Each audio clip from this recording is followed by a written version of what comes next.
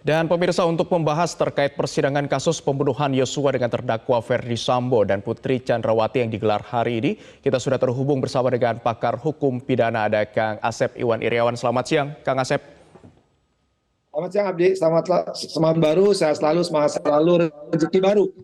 Amin, salam sehat. Kang Asep, kalau kita lihat sidang hari ini lagi-lagi ahli pidana yang dihadirkan oleh pihak Ferdy Sambo dan juga Putri Chandrawati. Dari analisis Anda, apakah ini memang benar-benar upaya mereka untuk mendapatkan keringanan hukum?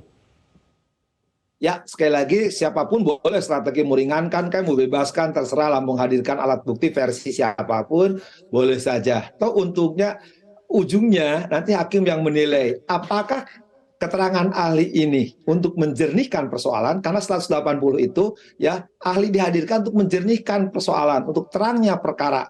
Dan ahli itu ya silakan baca pasal 1 angka 28 ya, punya keahlian khusus yang sering saya katakan itu bukan ya ahli harus bukan ahli memang betul memahami tentang kekhususan, bukan soal hukum pada umumnya itu. Nah, soal sekarang hakim tadi berpendapat sesuai pendapatnya ya sudah, ada apa-apa ya, silahkan aja kita hormati. Cuman bagi saya sekali lagi, ketika ahli berpendapat, tidak boleh kalau orang hukum itu keluar dari teori hukum, ilmu hukum, ya filsafat hukum, sejarah hukum, asas hukum, sistem hukum. Kalau itu keluar dari mulai teori hukum sampai filsafat hukum, itu bukan ya pendapat, tapi ya teori yang dikembangkan oleh yang bersangkutan. Baik.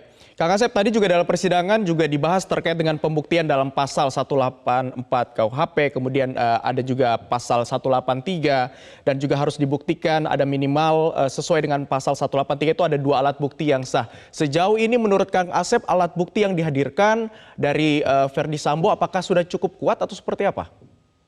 Yang pertama 183, 184 pasti hakim lebih mengetahui kartu makanan sehari-hari. Boleh katakan hakim tiap jam, maka asasnya ius suryanovit, hakim dianggap tahu hukum. Soal itu hakim jangan digurui, jangankan hakim, mahasiswa saya semester 2 sudah tahu 183, 184. Kedua, yang membuktikan dakwaan itu adalah jaksa penuntut umum. Nah, yang dituntut ya, yang didakwa silahkan membuktikan sebaliknya. Kalau saya lihat sekarang ya misalkan diajukan bukti-bukti dari JPU, saya pikir sudah cukup, malah lebih dari cukup untuk membuktikan pasal ya pembunuhan bahkan perencanaan. Karena kalau pihaknya dari terdakwa, saya pikir boleh mengajukan 35 alat bukti. Ngapain 35 alat bukti kalau tidak bersesuaian? Misalkan, ya kan jelas yang bersangkutan itu dituduh pembunuh atau dan merencanakan pembunuhan dan OOJ. Harusnya dia membuktikan bahwa dia tidak merencanakan membunuh, tidak membunuh dan tidak melakukan OOJ gitu kan. Yang ngapain juga ketika pembelaan untuk itu menyebut-nyebut pihak lain gitu, nggak ada urusannya dengan pihak lain gitu. Baik, tapi Kang Asep, dari analisis Anda dari keterangan ahli pidana ahli hukum pidana yang dihadirkan hari ini, apakah Ferdy Sambo dan juga Putri Chandrawati bisa terhindar dari hukuman mati? Ya, sekali lagi soal hukuman mati atau tidak hukuman mati itu kan ancaman maksimal di 340 ya. Hakim yang menilai. Nah, saya sering katakan berulang-ulang ya. Nah, sekali lagi karena keterangan ahli tidak menyebabkan hukuman berkurang. Berkurang itu nanti hakim yang menilai ya. Bukan karena keterangan ahli sehingga hukuman berkurang. Kalau keterangan ahli mah ya sekira kalau dasar-dasar 183, 184 pembuktian itu mahasiswa semester 1, semester 2 aja udah pada pinter ya.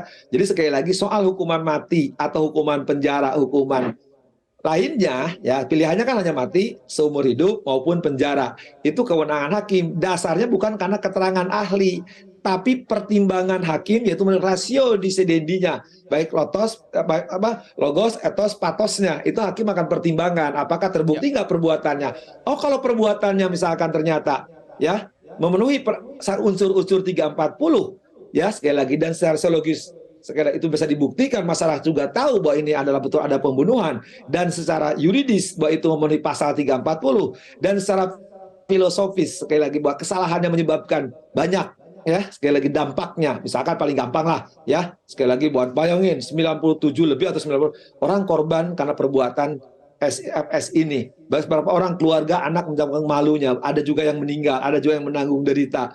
Nah, kalau saya hakimnya sih pasti saya jatuhkan mati ya.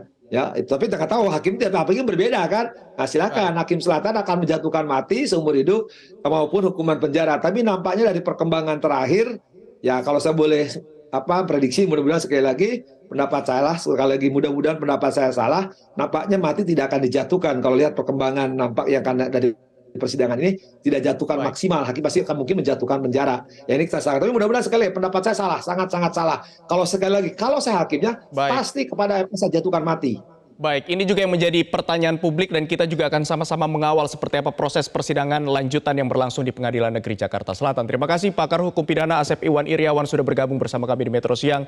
Selamat kembali beraktivitas, Kang Asep.